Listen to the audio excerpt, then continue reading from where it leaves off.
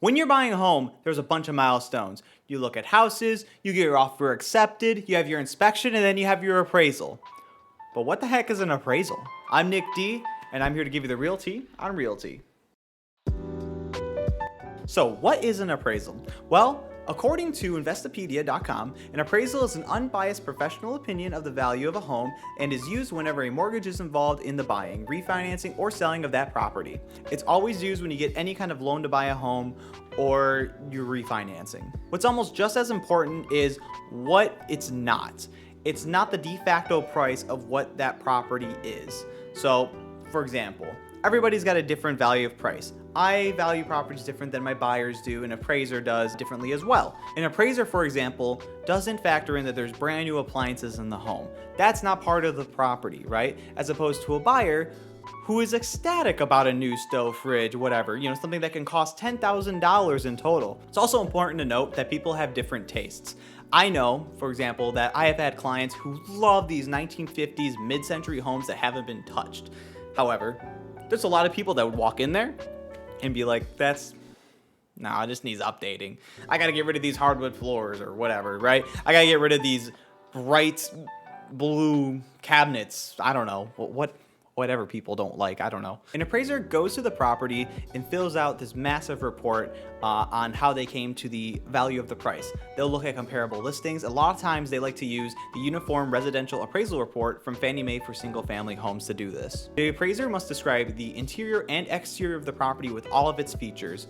The report must include a street map showing the appraised property and comparable sales used, an exterior building sketch, an explanation on how the square footage was calculated, photographs of the home's front, back, and street scene, front exterior photographs of each comparable property used, and other pertinent information such as market sales, data, public land records, and public tax records that the appraiser requires to determine the property's value. But why does it exist? Why do you have to have an appraisal when you're buying a home?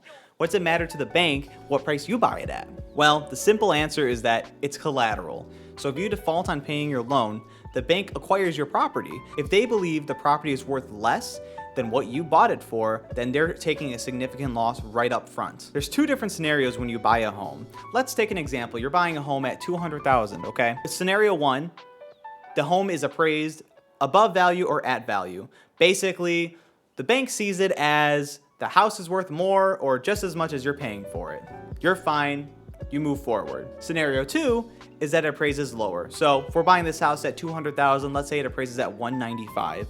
Well, there's a $5,000 gap there that you're not going to be able to fill with your loan money. So you have two options.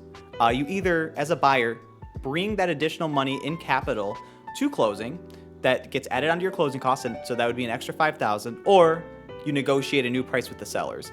A lot of the time, especially when it's that minimal, we just negotiate somewhere halfway between the buyer and the sellers. So in this case, let's say if you want to do it in the middle, you bring the price down $2,500. The buyers bring an extra $2,500 to closing. But it's always all up for negotiation. Every deal is different. And a lot of buyers don't have the capital to just bring extra money. It's a lot. It's also important to note that that loan that you're using is going to be stuck with that appraisal. The only way to get a different appraisal is if your bank decides to order it because they think it's faulty, or you get a different loan. You can always choose to appeal an appraisal. A lot of sellers request to do that, but it's basically just like telling a professional that they're wrong and that they did their job wrong. It doesn't go very well. This is why sellers prefer cash deals and appraisal assurances. There's a certainty that the purchase price is what they're going to end up getting out of it with a cash deal and with that extra appraisal assurance. And just to touch on that real quick, I talked about in my last video, top 10 ways to make your offer more attractive without spending more.